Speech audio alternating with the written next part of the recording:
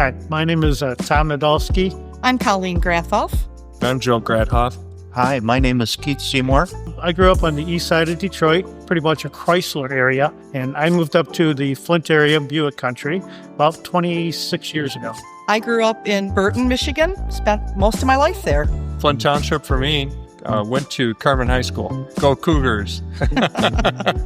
From Flint. I was raised here through elementary school. My dad worked at Flint Manufacturing. Mom worked for Mr. Mott and also at the college. I came back to go to GMI here in Flint, now Kettering, and started my career at Flint Ascent. My car came from a lady that lived in the same condo complex as myself. I would see it in her garage on occasion, and one day when I was walking up to the local VG store, she waved at me and I waved back, and then she called me over. And she asked me if I knew anybody that would be interested in buying her car. And I looked at the car and I said, I could be interested in that. And she told me it had just over 12,000 miles on it. And even though it sat on 4 flat tires and it wouldn't start at the time, I said I would definitely be interested. She said that she's 103 years old. She was no longer capable of driving, hadn't driven in 2 years. She just wasn't comfortable and thought it would be time to sell the car. I had worked in the computer department in the Pontiac Fiero plant, so I fell in love with the way the car was built, styling of it. When they announced that they were going to close the plant, I said, I really wanted one of those. We talked about how cool it would be to have this car in really great shape. For me, it was my first new car. So this 65 GTO was actually given to my dad to race by Royal Pontiac through Pontiac Motor Division. And he had purchased a 63 of Catalina, and he ran that car for a year, and then they took it back. And so they gave him a 64 GTO to make up for that. And then when they took the 64 away, they gave him this 65. Needless to say, when he went down to look at the 66s, he left this car at home because he wanted to keep it. And then in 74, he was diagnosed with rheumatoid arthritis, and he couldn't drive it, couldn't push the clutch in without pain. So it's sad. Once I was an adult and I had my own place with a barn and all of that kind of stuff, I convinced Dad that I could keep it at my house. And so I brought it over and I got it running again. At this point, it's just got over 14,000 miles. I looked up some numbers, and there are about 4,297 two-door Buick Skylarks made. It was a short production year before they changed over the body styles. So that's unusual with the car, 4,200. It has a 3,100 V6 in it, which is rare for that car. Most of them had the 4 cylinders. And the fact that it's just so incredibly low mileage and in really perfect condition. Well, for me, it was special because I got to see how it was built.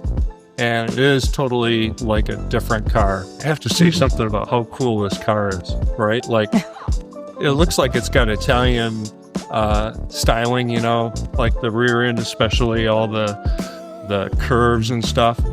But then to me, the front end also says 80s tech.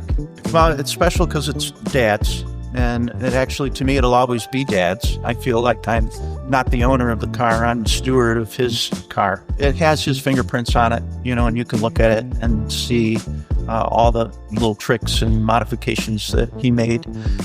It's unique in that it was modified before it was given to him. So it has the hood was cut for a Ram Air system.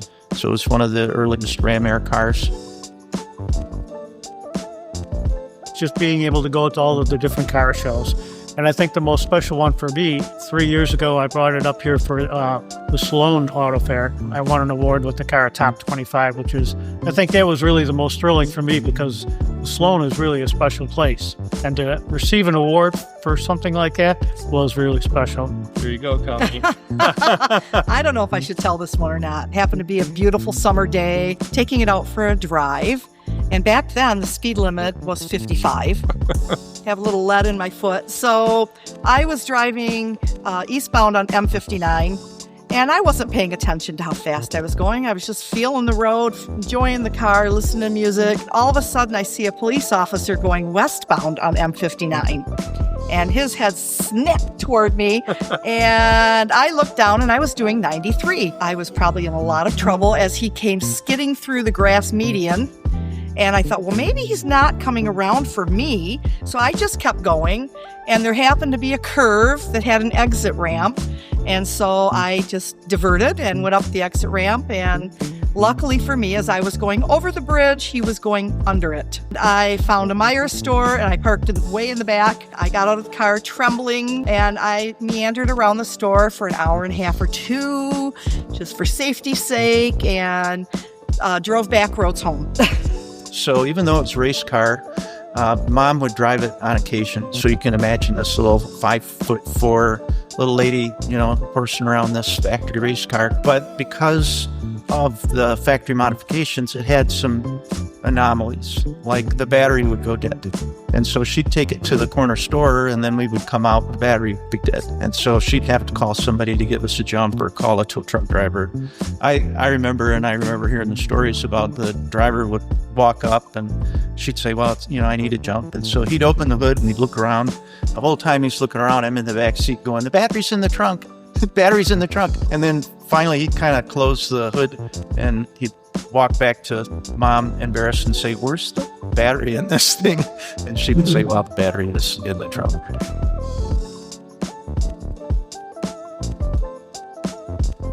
It came from a very special person. Her name was Trudy, and it is incredibly low mileage, and it probably is, from all the research we've done, the lowest mileage surviving two-door Buick Skylark in the United States. It drives great. The miles are low. We have probably about 13,000 miles on it. We love it when we drive it. We still like to tool around in it. I think the one thing I would have people take away is that this car is in original, unrestored condition. It's got 5,000 original miles on it. It is probably the lowest mile original family-owned 65 GTO on the planet. And if there's another one, I'd like to know about it.